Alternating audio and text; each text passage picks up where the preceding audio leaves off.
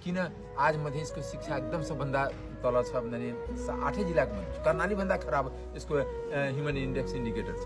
कर्णालीको मान्छे जहाँ पहाड चढेर पनि पढ्छ, यहाँ खेते गएर पनि 10 मिनटमा स्कुल पुग्न सकिन्छ, पढ्दैन। र शिक्षाको धेरै राजनीतिकरण भएको छ। त्यसको मूल स्रोत जुन कुनै पनि देशको मूल स्रोत राजनीति हुन्छ।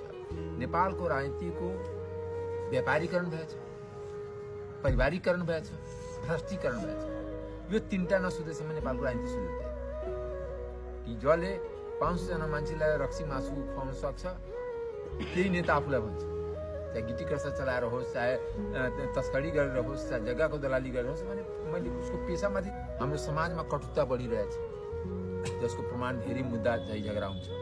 दिनभर एसपी अफिसको कामै पञ्चायतीमा हुन्छ, दिनभर अदालतको कामै मुद्दा लड्नुमा हुन्छ।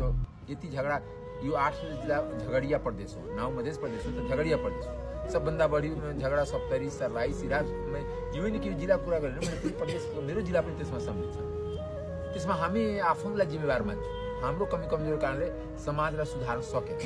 नेता सबै हो, समाज सुधारक